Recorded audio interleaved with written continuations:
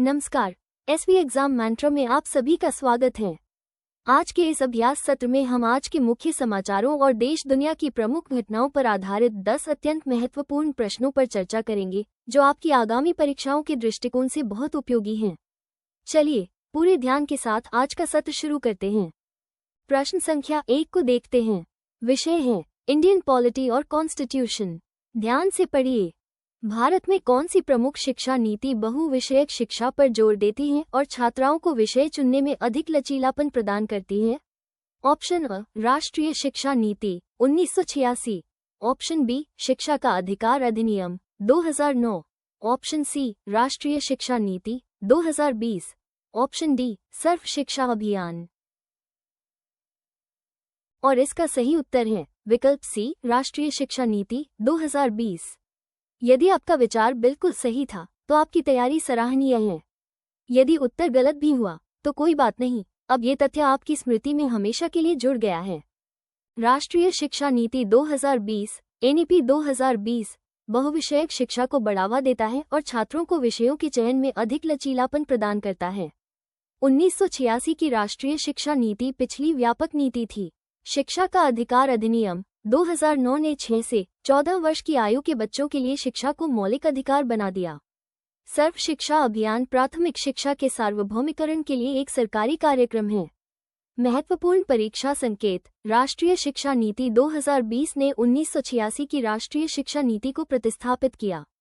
इसका उद्देश्य आलोचनात्मक सोच और व्यावसायिक शिक्षा पर ध्यान केंद्रित करके 21वीं सदी की मांगों को पूरा करने के लिए भारत की शिक्षा प्रणाली को बदलना है। बढ़ते हैं अगले प्रश्न क्वेश्चन 2 की ओर। इंडियन पॉलिटी और कॉन्स्टिट्यूशन के इस महत्वपूर्ण बिंदु पर विचार कीजिए। भारत में कौन सा संवैधानिक निकाय मुख्य रूप से अखिल भारतीय सेवाओं और केंद्रीय सेवाओं में भर्ती के लिए परीक्षा आयोजित करने के लिए जिम्मेदार है? ऑप्शन अ, भारत निर्वाचन आयोग। ऑप्शन बी, संघ लोक सेवा आयोग। ऑप्शन सी, कर्मचारी चयन आयोग। Option D, NITI Aayog. इस प्रश्न का सही जवाब विकल्प बी है, यानी संघ लोक सेवा आयोग। जिनका प्रयास सफल रहा उन्हें बहुत बधाई। जिनका गलत हुआ वे निराश न हों, यहाँ सीखने और सुधार करने का ये बेहतरीन अवसर है। संघ लोक सेवा आयोग यूपीएससी को संविधान द्वारा अखिल भारतीय सेवाओं और केंद्रीय सेवाओं में नियुक्तियों के लिए परीक्षा आयोजित करने का अधिकार दिया गया है। भारत निर्वाचन आयोग चुनाव कराता है। कर्मचारी चयन आयोग ग्रुप बी अराजपत्रित और ग्रुप सी पदों पर भर्ती करता है। नीति आयोग नीतिगत थिंक टैंक का काम करता है। महत्वपूर्ण परीक्षा संकेत। संघ लोक सेवा आयोग भारतीय संविधान के अनुच्छेद 315 के अंतर्गत स्थापित एक संवैधानिक निकाय है। इसकी अध्यक्ष एवं सदस्यों की नियुक्ति भारत के राष्ट्रपति द्वारा की जाती है। प्रश्न संख्या 3 को देखते हैं। विषय है इंडियन पॉलिटी और कॉन्स्टिट्यूशन। ध्यान से पढ़िए। निम्नलिखित में से कौन विज्ञान और प्रौद्योगिकी के वर्तमान केंद्रीय राज्य मंत्री स्वतंत्र प्रभार हैं? Option A, Rajnath Singh. Option B, doctor Jitendra Singh. Option C, Nirmala Sitharaman. Option D, S Jaishankar.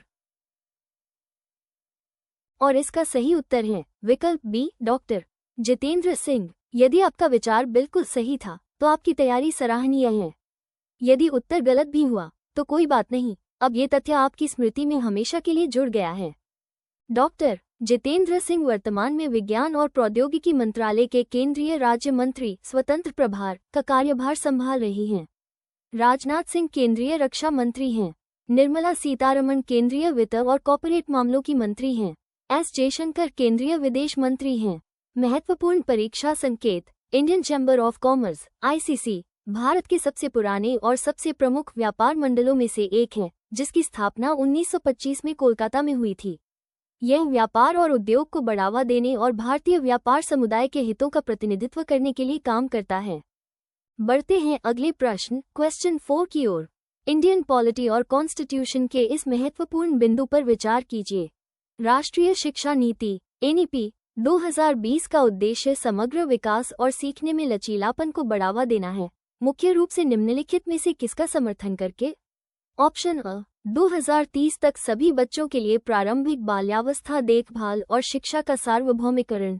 Option B, कला, विज्ञान और वाणिज्य धाराओं के बीच कठोर विभाजनों का उन्मूलन। ऑप्शन सी, कक्षा 6 से व्यावसायिक शिक्षा को अनिवार्य रूप से शामिल किया जाना चाहिए।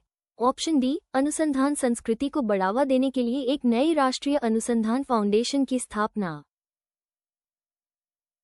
इस प्रश्न का सही जवाब विकल्प बी है, यानी कला, विज्ञान और वाणिज्य धाराओं के बीच कठोर विभाजनों का उन्मूलन। जिनका प्रयास सफल रहा उन्हें बहुत बधाई, जिनका गलत हुआ वे निराश न हों, यहाँ सीखने और सुधार करने का ये बेहतरीन अवसर है। राष्ट्रीय शिक्षा नीति 2020 मूल रूप से कला, विज्ञान और वाणिज्य धाराओं के बीच कठोर पृथक्करण को समाप्त करके सीखने में लचीलेपन को बढ़ावा देने का लक्ष्य रखती है, जो एक बहुविषयक दृष्टिकोण को बढ़ावा देती है। ECCE का सार्वभौमिकरण NEP 2020 का एक महत्वपूर्ण लक्ष्य है, लेकिन यह उच्च शिक्षा के लिए विषय विकल्पों में लचीलेपन को सीधे संबोधित नहीं करता है। कक्षा 6 से अनिवार्य व्यावसायिक शिक्षा NEP 2020 की एक विशेषता है, जो शैक्षणिक धारा चयन में व्यापक लचीलेपन के बजाय कौशल विकास पर ध्यान केंद्रित करती है। राष्ट्रीय अनुसंधान फाउंडेशन NEP 2020 के तहत अनुसंधान को मजबूत करने के लिए एक महत्वपूर्ण पहल है, लेकिन यह विषयों में पाठ्यचर्या लचीलेपन के लिए प्राथमिक तंत्र नहीं है। महत्वपूर्ण परीक्षा संकेत। राष्ट्रीय शिक्षा नीति 2020 ने 1986 की राष्ट्रीय शिक्षा नीति को प्रतिस्थापित किया। इसका उद्देश्य आलोचनात्मक सोच, अनुभवात्मक शिक्षा और समग्र विकास पर जोर देकर 21वीं सदी की मांगों को पूरा करने के लिए भारत की शिक्षा प्रणाली को बदलना है। अब आते हैं प्रश्न संख्या 5 पर। इंडियन पॉलिटी और कॉन्स्टिट्यूशन का ये पहलू अक्सर परीक्षाओं का हिस्सा बनता है। निम्नलिखित में से कौन सा संवैधानिक प्रावधान मुख्य रूप से कार्यकाल की सुरक्षा सुनिश्चित करके संघ लोक सेवा आयोग UPSC की स्वतंत्रता की रक्षा करता है? ऑप्शन ए, UPSC के सदस्यों के वेतन, भत्ते और पेंशन सहित खर्च भारत के समेकित कोष पर लगाए जाते हैं। ऑप्शन बी, अध्यक्ष और सदस्यों को केवल राष्ट्रपति द्वारा सिद्ध दुर्व्यवहार या अक्षमता के आधार पर सर्वोच्च न्यायालय द्वारा जांच के बाद ही पद से हटाया जा सकता है। ऑप्शन सी, सदस्य 6 वर्ष की निश्चित अवधि या 65 वर्ष की आयु प्राप्त करने तक, जो भी पहले हो, पद धारण करती हैं। ऑप्शन डी, अध्यक्ष और सदस्यों की सेवा की शर्तों को नियुक्ति के बाद उनके नुकसान के लिए बदला नहीं जा सकता है। यहाँ सही उत्तर होगा विकल्प बी, अध्यक्ष और सदस्यों को केवल राष्ट्रपति द्वारा सिद्ध दुर्व्यवहार या अक्षमता के आधार पर सर्वोच्च न्यायालय द्वारा जांच के बाद ही पद से हटाया जा सकता है। अपनी वैचारिक स्पष्टता को ऐसे ही बनाए रखिए। चलिए, इसके पीछे के मुख्य कारण और विश्लेषण को भी समझ लेते हैं। UPSC सदस्यों को केवल राष्ट्रपति द्वारा सुप्रीम कोर्ट की जांच के बाद विशिष्ट आधारों पर हटाया जा सकता है। ये प्रावधान कार्यकाल की सुरक्षा सुनिश्चित करता है और उन्हें मनमाने ढंग से कार्यकारी हटाने से बचाता है, जिससे उनकी स्वतंत्रता की रक्षा होती है। विकल्प ए, वित्तीय स्वतंत्रता की रक्षा करता है, खर्चों को गैर वोट करने योग्य बनाकर, न कि कार्यकाल की सुरक्षा को सीधे तौर पर। विकल्प सी, कार्यालय की निश्चित अवधि को परिभाषित करता है, जो स्वतंत्रता में योगदान देता है, लेकिन विकल्प बी, समय से पहले हटाने के खिलाफ मजबूत सुरक्षा का विवरण देता है। विकल्प डी, नियुक्ति के बाद सेवा की शर्तों की रक्षा करता है, जो स्वतंत्रता में योगदान देता है, लेकिन विशेष रूप से निष्कासन प्रक्रिया के माध्यम से कार्यकाल की सुरक्षा नहीं करता है। महत्वपूर्ण परीक्षा संकेत। संघ लोक सेवा आयोग भारतीय संविधान के अनुच्छेद 315 के अंतर्गत स्थापित एक संवैधानिक निकाय है। यह अखिल भारतीय सेवा, केंद्रीय सेवा तथा अन्य विभिन्न परीक्षाओं में भर्ती के लिए उत्तरदायी है। प्रिय विद्यार्थियों, यदि आज के मुख्य समाचारों पर आधारित ये प्रश्न आपको आपकी तैयारी के लिए उपयोगी लग रहे हैं, तो इस सत्र को लाइक और सब्सक्राइब अवश्य करें। साथ ही हम इस कंटेंट को आपके लिए और बेहतर कैसे बना सकते हैं, अपने मूल्यवान सुझाव कमेंट बॉक्स में जरूर साझा करें। बढ़ते हैं अगले प्रश्न क्वेश्चन 6 की ओर। इंडियन पॉलिटी और कॉन्स्टिट्यूशन के इस महत्वपूर्ण बिंदु पर विचार कीजिए। भारतीय संविधान का कौन सा अनुच्छेद संघ लोक सेवा आयोग और राज्य लोक सेवा आयोगों की स्थापना का प्रावधान करता है? ऑप्शन अ, अनुच्छेद 280। ऑप्शन बी, अनुच्छेद 315। ऑप्शन सी, अनुच्छेद 324। ऑप्शन डी, अनुच्छेद 338। इस प्रश्न का सही जवाब विकल्प बी है, यानी अनुच्छेद 315।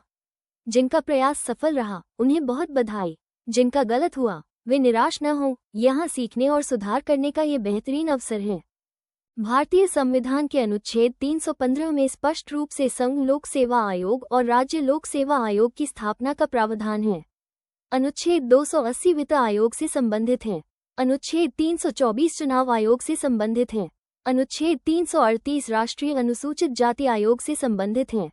महत्वपूर्ण परीक्षा संकेत। संघ लोक सेवा आयोग यूपीएससी भारत की प्रमुख केंद्रीय भर्ती एजेंसी है जो अखिल भारतीय सेवाओं और केंद्रीय सेवाओं के लिए परीक्षा आयोजित करने के लिए जिम्मेदार है।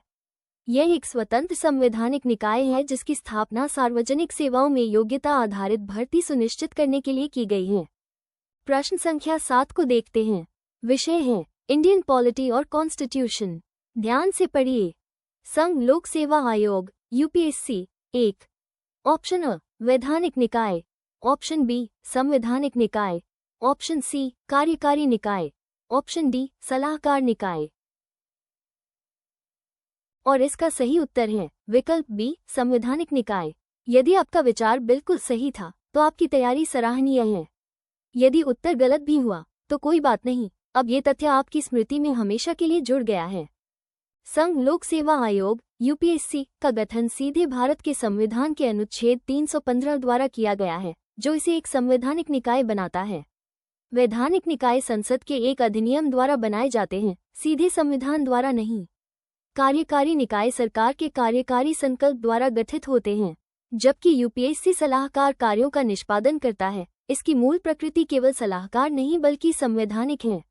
महत्वपूर्ण परीक्षा संकेत। यूपीएससी भारत की केंद्रीय भर्ती एजेंसी है जो अखिल भारतीय सेवाओं और केंद्रीय सेवाओं के लिए परीक्षा आयोजित करने के लिए जिम्मेदार है। ये राष्ट्रपति को अनुशासनात्मक मामलों और पदोन्नति सहित विभिन्न सेवा मामलों पर भी सलाह देती है। बढ़ते हैं अगले प्रश्न क्वेश्चन 8 की ओर। इंडियन पॉलिटी और कॉन्स्टिट्यूशन के इस महत्वपूर्ण बिंदु पर विचार कीजिए।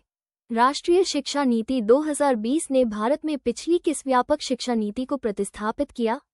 ऑप्शन अ राष्ट्रीय शिक्षा नीति 1968, ऑप्शन बी राष्ट्रीय शिक्षा नीति 1986, ऑप्शन सी कार्य योजना 1992, ऑप्शन डी विश्वविद्यालय शिक्षा आयोग की रिपोर्ट 1948। इस प्रश्न का सही जवाब विकल्प बी है, यानी राष्ट्रीय शिक्षा नीति 1986। जिनका प्रयास सफल रहा उन्हें बहुत बधाई, जिनका गलत हुआ वे निराश न हों, यहाँ सीखने और सुधार करने का ये बेहतरीन अवसर है। राष्ट्रीय शिक्षा नीति 2020 ने 1986 की राष्ट्रीय शिक्षा नीति को प्रतिस्थापित किया।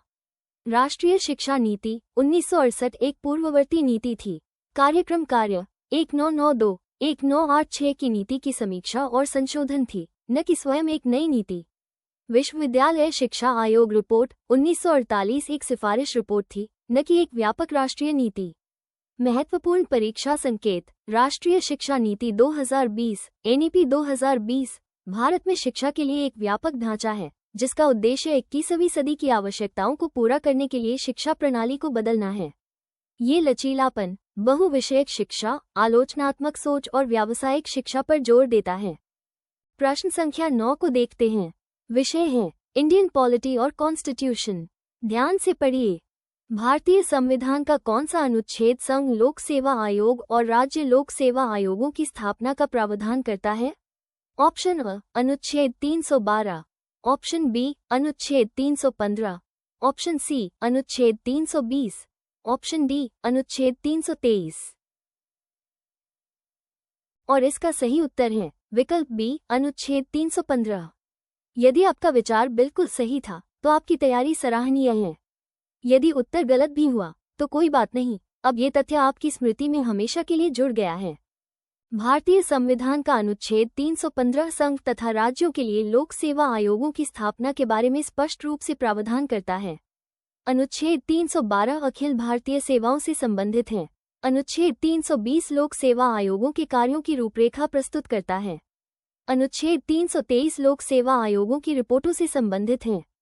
महत्वपूर्ण परीक्षा संकेत। संघ लोक सेवा आयोग यूपीएससी एक केंद्रीय भर्ती एजेंसी है जो अखिल भारतीय सेवाओं और केंद्रीय सेवाओं के लिए परीक्षाओं के लिए जिम्मेदार है। ये भारतीय संविधान के भाग 14 के तहत स्थापित एक संवैधानिक निकाय है। अब आते हैं प्रश्न संख्या 10 पर। इंडियन पॉलिटी और कॉन्स्टिट्यूशन का ये पहलू अक्सर परीक्षाओं का हिस्सा बनता है। निम्नलिखित में से किस केंद्रीय मंत्रालय का नेतृत्व वर्तमान में डॉक्टर जितेंद्र सिंह कर रही हैं? ऑप्शन अ विदेश मंत्रालय, ऑप्शन बी विज्ञान और प्रौद्योगिकी मंत्रालय, ऑप्शन सी वित्त मंत्रालय, ऑप्शन डी गृह मंत्रालय। यहाँ सही उत्तर होगा विकल्प बी, विज्ञान और प्रौद्योगिकी मंत्रालय। अपनी वैचारिक स्पष्टता को ऐसे ही बनाए रखिए। चलिए इसके पीछे के मुख्य कारण और विश्लेषण को भी समझ लेते हैं। डॉक्टर जितेंद्र सिंह वर्तमान में विज्ञान और प्रौद्योगिकी के लिए केंद्रीय राज्य मंत्री स्वतंत्र प्रभार का पोर्टफोलियो संभाल रही हैं। वो पृथ्वी विज्ञान मंत्रालय की भी प्रमुख हैं और पीएमओ, कार्मिक, सार्वजनिक शिकायत, पेंशन, परमाणु ऊर्जा और अंतरिक्ष में एमओएस हैं। विदेश मंत्रालय का नेतृत्व डॉक्टर एस जयशंकर कर रहे हैं। वित्त मंत्रालय की अध्यक्षता श्रीमती निर्मला सीतारमण कर रही हैं। गृह मंत्रालय की अध्यक्षता श्री अमित शाह कर रहे हैं। महत्वपूर्ण परीक्षा संकेत, भारतीय वाणिज्य मंडल आईसीसी भारत के सबसे पुराने और सबसे प्रमुख शीर्ष व्यापार संगठनों में से एक है, जो उद्योग और व्यापार को बढ़ावा देता है। यह व्यापार हितों और आर्थिक विकास की वकालत करने के लिए सरकारी नीति निर्माताओं के साथ जुड़ता है। आगे बढ़ने से पहले आइए आज के इन सभी महत्वपूर्ण तथ्यों को एक बार तेजी से दोहरा लेते हैं, ताकि ये आपके दिमाग में पूरी तरह से व्यवस्थित हो जाएं। 1. भारत में कौन सी प्रमुख शिक्षा नीति बहुविषयक शिक्षा पर जोर देती है और छात्राओं को विषय चुनने में अधिक लचीलापन प्रदान करती है? आंसर, राष्ट्रीय शिक्षा नीति 2020-2। भारत में कौन सा संवैधानिक निकाय मुख्य रूप से अखिल भारतीय सेवाओं और केंद्रीय सेवाओं में भर्ती के लिए परीक्षा आयोजित करने के लिए जिम्मेदार है? आंसर, संघ लोक सेवा आयोग 3। निम्नलिखित में से कौन विज्ञान और प्रौद्योगिकी के वर्तमान केंद्रीय राज्य मंत्री स्वतंत्र प्रभार हैं? Answer, doctor Jitendra Singh. 4. राष्ट्रीय शिक्षा नीति एनईपी 2020 का उद्देश्य समग्र विकास और सीखने में लचीलापन को बढ़ावा देना है, मुख्य रूप से निम्नलिखित में से किसका समर्थन करके? आंसर, कला, विज्ञान और वाणिज्य धाराओं के बीच कठोर विभाजनों का उन्मूलन। 5. निम्नलिखित में से कौन सा संवैधानिक प्रावधान मुख्य रूप से कार्यकाल की सुरक्षा सुनिश्चित करके संघ लोक सेवा आयोग यूपीएससी की स्वतंत्रता की रक्षा करता है? आंसर, अध्यक्ष और सदस्यों को केवल राष्ट्रपति द्वारा सिद्ध दुर्व्यवहार या अक्षमता के आधार पर सर्वोच्च न्यायालय द्वारा जांच के बाद ही पद से हटाया जा सकता है। रिवीजन जारी है। भाग 2/2, तथ्य 6 से 10 तक। 6. भारतीय संविधान का कौन सा अनुच्छेद संघ लोक सेवा आयोग और राज्य लोक सेवा आयोगों की स्थापना का प्रावधान करता है? आंसर, अनुच्छेद 315(7). संघ लोक सेवा आयोग यूपीएससी 1। आंसर, संवैधानिक निकाय 8। राष्ट्रीय शिक्षा नीति 2020 ने भारत में पिछली किस व्यापक शिक्षा नीति को प्रतिस्थापित किया? आंसर, राष्ट्रीय शिक्षा नीति 1986-9। भारतीय संविधान का कौन सा अनुच्छेद संघ लोक सेवा आयोग और राज्य लोक सेवा आयोगों की स्थापना का प्रावधान करता है? आंसर, अनुच्छेद 315(10). निम्नलिखित में से किस केंद्रीय मंत्रालय का नेतृत्व वर्तमान में डॉक्टर जितेंद्र सिंह कर रही हैं? आंसर, विज्ञान और प्रौद्योगिकी मंत्रालय। इन सभी तथ्यों को अच्छी तरह से याद रखिए, परीक्षा में ये निश्चित रूप से आपके काम आएंगे। तो विद्यार्थियों, आज का आपका स्कोर क्या रहा? नीचे कमेंट बॉक्स में वीकली टेस्ट लिखकर हमारी वेबसाइट की लाइव टेस्ट लिंक प्राप्त करें और अपनी वास्तविक ऑल इंडिया रैंक जांचें। आज की क्लास की फ्री पीडीएफ के लिए डिस्क्रिप्शन और टेलीग्राम लिंक पर क्लिक करें। कल आपसे फिर मुलाकात होगी, तब तक निरंतर पढ़ते रहिए और आगे बढ़ते रहिए।